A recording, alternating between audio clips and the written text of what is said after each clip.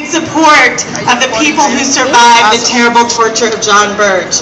And on behalf of the 3 million members of Anmesty International around the world, we're here to tell you we are launching a global campaign against torture this year.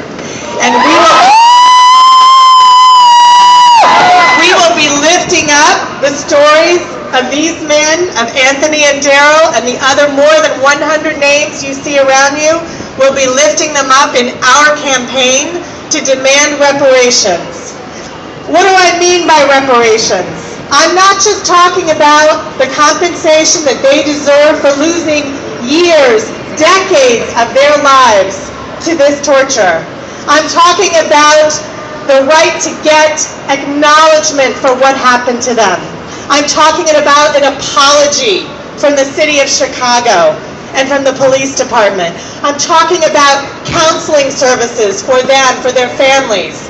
I'm talking about access to education here in Chicago, free tuition for all these men who deserve a better shot at what comes next in their lives. Anmesty is standing up and calling on the Chicago City Council. We want reparations. When? Now! When? Now! Now! And on behalf of the global campaign, I will tell you we're taking it all the way to Washington, D.C. We want reparations for all torture survivors. Doesn't matter if you were tortured downtown in Chicago or if you were tortured somewhere else in the world, in a police department in Mexico or in a police department in the Philippines. It doesn't matter. We're demanding reparations now. When? Now! That's right, now. We're also going to call on the federal government to make sure that police torture is banned and that anyone who violates our rights like that is held accountable. And that's why we support Congressman Danny Davis's bill to ban law enforcement torture. We hope you're going to join us, and we're ready to take this action forward. Thank you all for being here.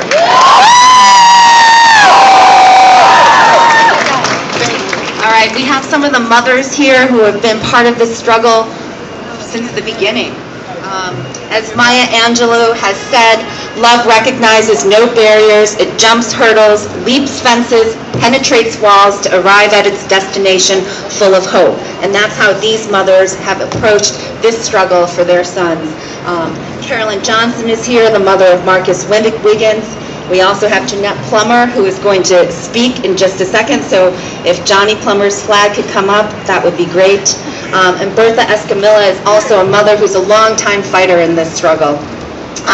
So without any further ado, Jeanette Plummer, mother of Johnny Plummer, a Chicago police torture survivor who continues to languish behind bars because of wrongful conviction that rested in part on his tortured confession.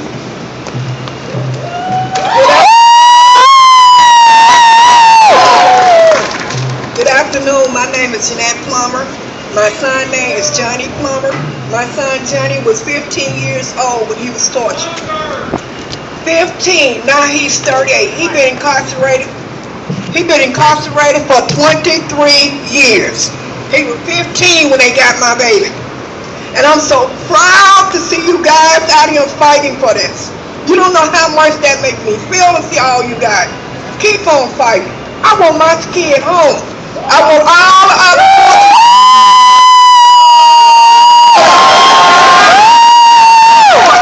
and everywhere I go, I will wear my son's shirt proudly. Proud to be his mom. My baby is coming home. I feel it. We gotta keep this going. They need to come home. Enough is enough. He done suffered being tortured, now he's suffering again about they won't let him out. Just keep praying that they come home. I want to see my child come home. I don't want to see him dying up in there. I want him home with me.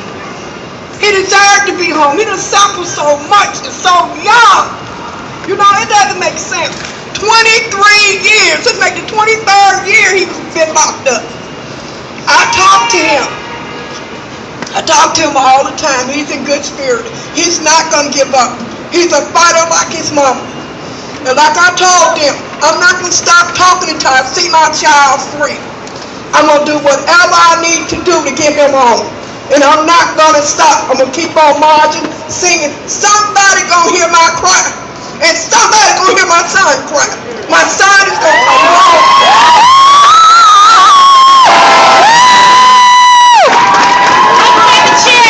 We want hearings! We want hearings! We want hearings! We want hearings! We want hearings! We want hearings! We want hearings! We don't want to forget any of the torture survivors who remain behind bars. There are 19 individuals who were tortured and forced to give confessions that were then used against them to get convictions, and in the case of 11, death sentences. 19 of those torture survivors remain behind bars. They have a right to have a hearing and to have evidence presented that supports their allegations of torture, because it's illegal, it's unjust, and it's unconscionable that anyone remains convicted on the basis of a tortured confession. And that's why we are so honored and proud to have Jeanette Plummer with us today, because her son, Johnny Plummer, was tortured into giving a confession, and a conviction that keeps him in prison today. And so today, we are standing with Ms. Plummer and the 19 other torture survivors, and we are demanding that they get new hearings, and they get them now. We're also here today because the Chicago Torture Justice Memorial Project with the People's Law Office, has submitted an ordinance into Chicago City Council. It's an ordinance that seeks reparations for the torture survivors, the family members, and all of the African American communities affected by this racist torture under Burge's regime. The fact is that even though individuals have been exonerated, even though individuals have been compensated, not a single one of them has received any psychological counseling whatsoever. And let me tell you, every single torture survivor I've ever spoken to has never said, "Oh, I'm over this." Okay? You cannot cure the effects of torture. Meanwhile, even though there's no question, there's no doubt that over 118 individuals were tortured by Burge and the white detectives under his command, we have never ever gotten an official apology from the city of Chicago, from the state of Illinois, or from the United States government. We have a right to have an apology, okay? These men and their family members have a right to have an apology for the torture they endured. Okay, and we must demand that the city apologize, because we want to let the world know that you cannot torture in our name and with our taxpayer dollars. Meanwhile, not only do we need psychological counseling for the torture survivors and their family members, but we need to have a community center on the south side of Chicago where this torture occurred, okay? And we need to have this community center provide psychological counseling, vocational training, GED classes for the torture survivors and their family members, because the family members have been affected by this too. We need to also have a museum and an archive so that we can take this history, we can take this evidence, and we can have it in a community center, all right? So that anyone can come and they can see what occurred in this city.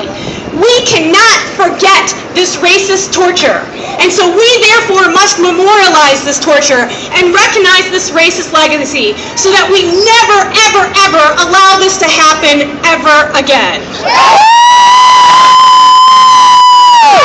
So that's why we are asking you today to call Mayor Emanuel and tell him that you support the reparations ordinance for the Chicago police torture survivors. We are asking you to go to change.org and sign our petition in support of the Chicago ordinance in support of the reparations for torture survivors. And we are asking that all of you call your alder people and tell them they should step up and sign on in support of the ordinance that's sitting in Chicago City Council. Right now, the reparations ordinance is in the Finance Committee, and we hope to have a hearing very soon. And when we do, we are going to call on you to come out, to that hearing and let our political leaders know that you support the torture survivors, you support the family members, and that you want reparations now.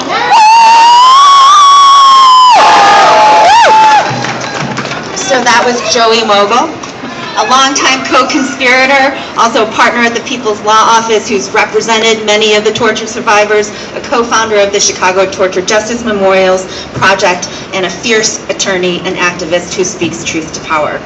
So now before we actually invite all of you to participate in this memorial action, I just want to acknowledge some of our other partners in crime who are here, who are responsible for these beautiful flags. They are Carla Mayer, Amy Partridge, Lori Palmer,